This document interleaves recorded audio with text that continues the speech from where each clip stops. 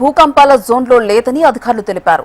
Safest city అయినా ప్రజలు అప్రమత్తంగా ఉండాలని నేషనల్ ఉష్ణోగ్రఫీ విశ్రాంత శాస్త్రవేత్త కేఎస్ఆర్ మూర్తి అన్నారు. నిన్న విశాఖలో ఎర్త్ క్వేక్ స్వల్పంగా వచ్చినప్పటికీ గ్లోబల్ వార్మింగ్ లో హెచ్చరికగా భావిస్తున్నామని తెలిపారు. అసలు భూకంపాలు ఎందుకు వస్తాయి, వాటి తీవ్రత ఎలా ఉంటుంది అనే అంశాలపై ప్రొఫెసర్ మూర్తితో మా విశాఖ ప్రతినిధి అనురాధ ఫేస్ టు ఫేస్. వస్తున్న పెను మార్పులేంటి, అలాగే విశాఖపట్నంలో భూ ప్రకంపనలు దేనికి సంకేతాలు, మరి రాబోయే రోజుల్లో ఎన్విరాన్మెంటల్ ప్రొటెక్షన్ మనం చేయకపోతే విపత్తులు ఏమైనా వచ్చే అవకాశం ఉందా, లేకపోతే అసలు ఈ భూకంపం మనల్ని ఏమని హెచ్చరిస్తుంది, ఇలాంటి అంశాలకు సంబంధించి నిన్న విశాఖపట్నంలో చాలా చర్చ జరిగింది. అలాగే నిన్న వచ్చిన భూ ప్రకంపనలు అసలు వాతావరణంలో ఎలాంటి మార్పుల్ని సూచిస్తున్నాయి, దీనికి సంబంధించి నాతో ప్రస్తుతం నేషనల్ ఓషనోగ్రఫీ విశ్రాంత శాస్త్రవేత్త మూర్తి గారు ఉన్నారు. ఒకసారి మాట్లాడదాం. సార్, నిన్న వచ్చిన భూకంపం ప్రకంపనాలకు సంబంధించి ఒక్కసారిగా విశాఖపట్నంలో అందరూ కూడా ఉలిక్కిపడిన ఘటన. 10 నాటికల్ మైల్స్ దూరంలో ఈ భూకంపం వచ్చిన సందర్భం చూసాం. అంటే ఇది దేనికి సంకేతం? రాబోయే రోజుల్లో ఎలాంటి విపత్తులకైనా ఇది ఇండికేట్ చేస్తుందా? సునామీ లాంటి హెచ్చరికలు వచ్చే అవకాశం ఉందా? అసలు మీ అధ్యయనంలో ఏం చెప్తున్నారు? ఇప్పుడు నిన్న వచ్చిన భూకంపం యాక్చువల్గా విశాఖపట్నం దగ్గర రాలేదండి. కాకినాడకి విశాఖపట్నానికి సముద్రం లోపల 225 కిలోమీటర్ల దూరంలో వచ్చింది. దాని ఎపి సెంటరు అక్కడ ఉన్న సముద్రపు నేల కింద 10 కిలోమీటర్ల లోతులో ఉంది. అది ఇక్కడ మ్యాగ్నిట్యూడ్ చాలా తక్కువ, 4.5.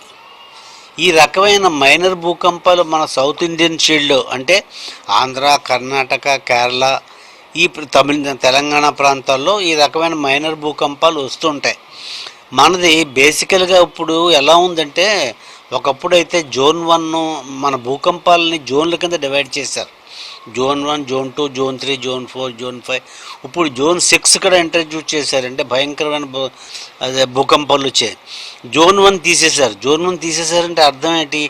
ఏ రీజియన్ కూడా 100% సేఫ్ అనడానికి వీల్లేదు. కానీ మనకి విశాఖపట్నం కాదు, ఆంధ్ర కోస్ట్ కాదు, పెద్ద భూకంపాలు వచ్చే సూచనలు ఏవీ లేవు. మొట్టమొదటి విషయంలో మాత్రం విశాఖపట్నం వాసులు కానీ, ఆంధ్ర కోస్తా తీరం వాళ్ళు కానీ, ఇంటీరియర్ వాళ్ళు కానీ ఈ రకమైన భూకంపాలు వస్తాయేమో ఆంధ్ర ఏరియా కానీ భయపడవలసిన అవసరం లేదు. అంటే ఇది భయపెట్టే అంత తీవ్రత లేకపోయినప్పటికీ కూడా ఈ భూకంపాలు లాంటి ప్రకంపనలు అంటే అటు సముద్ర తీరంలో కానీ లేకపోతే ల్యాండ్ మీద కానీ ఇలాంటివి వచ్చినప్పుడు వాతావరణంలో మార్పులు ఏం జరుగుతున్నాయి అన్న చర్చ వస్తుంది. అసలు మనకి ఇటీవల చూసుకుంటే కనుక విపత్తులు ఎక్కువగా మనం వైజాగ్ తీరంలో కూడా వచ్చినాయి. గతంలో హుద్హుద్ కానీ లేకపోతే ఫితాయి తుఫాన్స్ కానీ ఇట్లాగా. సో ఇప్పుడు వచ్చిన ఈ భూ ప్రకంపనాలు అంటే చాలా లైట్ ఎర్త్ క్విక్ అయినప్పటికీ కూడా ఈ ప్రకంపనాల సూచన దేనికి మనం భావించవచ్చు? అంటే దీంట్లో 2 రకాల, అంటే మీ కొంత కన్ఫ్యూజన్ మనం విడదీసేయాలి.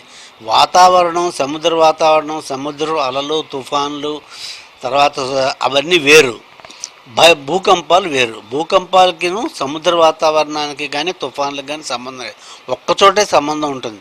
సముద్రంలో ఎక్కడనే కనుక చాలా భయంకరమైన భూకంపం వచ్చి అది ఇక్కడ దానిపైన కనుక ఆ వచ్చే భూకంపం వచ్చిన ఏరియాలో 4 కిలోమీటర్ల దాకా ఆ వాటర్ కాలం ఉంటే ఆ వాటర్ కాలం అంతా డిస్టర్బ్ అయ్యి సునామీ వచ్చి ఆ సునామీ వేవ్స్ మన కోస్తా తీరానికి వస్తాయి. మనకు 2004లో జరిగింది.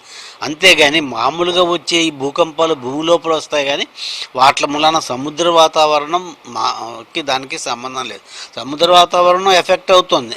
కారణం ఏంటంటే ప్రపంచ వాతావరణం వేడెక్కిపోతుంది, సీ లెవెల్ చేంజెస్ వస్తున్నాయి, సీ లెవెల్ రైజ్ అవుతుంది.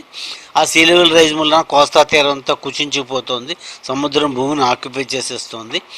దానికి కారణం ఏంటంటే కొంతేమో మనకి global warming, greenhouse effect వలన సీ లెవెల్ రైజ్ అవ్వడం, కొన్ని ఏంటంటే మనిషి తను చేస్తున్న ఈ ఆధునికీకరణ, అర్బనైజేషన్, సిమెంట్ కాంక్రీట్ జంగిల్స్ కట్టేస్తున్నాం, మల్టీ స్టోరీడ్ బిల్డింగ్లు కట్టేస్తున్నాం, ఇండస్ట్రీస్ డెవలప్ అయిపోతున్నాయి. సముద్రంలో ఎంత ట్రీట్ చేసినా సముద్ర వాతావరణం, సముద్రంలో నీరు కాలుష్యం అవుతుంది. వీటిలన్నిటి మూలాన ఏమిటవుతుంది? సముద్ర ఉపరితలం వేడెక్కి సీ లెవెల్స్ రైజ్ అయ్యి కోస్తా తీరం అంతా అక్కడ తరచు మనకి నవట్టాల దగ్గర అక్కడ బీచ్ ఎరోడ్ అవ్వడం, రామకృష్ణ మిషన్ దగ్గర బీచ్ అవ్వడం, ఈ యాంగిల్ వేరు, భూకంపాలు వేరు. నిన్న భూకంపం మనకి చిన్నదైనా సరే 4.5 మ్యాగ్నిట్యూడ్ అయినా మనం ఎక్కువ ఎందుకు ఫీల్ అయ్యామంటే అది చాలా తక్కువ డెప్త్లో వచ్చింది. 10 కిలోమీటర్లు భూమి లోపల అంటే కనుక అదే కనుక 30-40 కిలోమీటర్ల లోతులో వచ్చి ఉంటే మనం ఇంత ఫీల్ అయి ఉండేవాళ్ళం కాదు. కేవలం 10 కిలోమీటర్ల లోతులోనే రావడం వలన మనం కొద్దిగా ఆ వైబ్రేషను ఆ ఫెయిల్ అయినప్పుడు మనం అంతా వైబ్రేషన్ ఫీల్ అయ్యాం. అంత మాత్రం చేత ఈ భూకంపాల వలన భయభ్రాంతులు మాత్రం అవ్వక్కర్లేదు. Thank you sir. ఇది ఇక్కడ మొత్తానికి అయితే విశాఖపట్నం ఎర్త్ క్విక్స్ విషయంలో మాత్రం చాలా సేఫ్ జోన్గానే ఉంది అని చెప్తున్నారు. అయితే ఏదైతే మనిషి ప్రకృతి విపత్తుల నుంచి బయటపడాలని అంటే ఖచ్చితంగా ప్రకృతిని మనం ప్రొటెక్ట్ చేసుకోవాలి. ఎందుకనంటే ఎన్విరాన్మెంటల్ ప్రొటెక్షన్ అనేది చేయకపోతే భవిష్యత్తు తరాల్లో చాలా ప్రాబ్లమ్స్ ఫేస్ చేసే అవకాశం ఉంటుంది.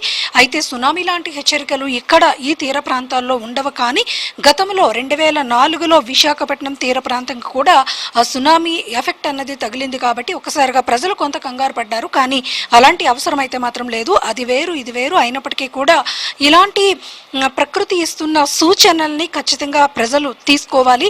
ఎందుకనంటే నిన్న కూడా అలాంటిదే అని మనం భావించాల్సి ఉంటుంది. మనం ప్రకృతిని ప్రొటెక్ట్ చేసుకుంటే మనల్ని ప్రకృతి రక్షిస్తుంది అన్న ధర్మాన్ని మాత్రం అందరమీ కూడా ఫాలో అవ్వాలి అనేది శాస్త్రవేత్తలుగా మా అధ్యయనాల్లో తేలిన అంశాలు. కాబట్టి మేము కూడా అదే సూచిస్తున్నాము. అందరూ కూడా ఈ ఎన్విరాన్మెంటల్ ప్రొటెక్షన్ అన్న దాని మీద ఎక్కువగా మనం శ్రద్ధ పెడితే కనుక భవిష్యత్తు తరాలకి మంచి వాతావరణ పరిస్థితుల్ని ఇచ్చే అవకాశం ఉంటుంది అనేది తెలియజేస్తున్నారు. వీడియో జర్నలిస్ట్ ధనుష్తో అనురాధ, HM టీవీ, విశాఖపట్నం.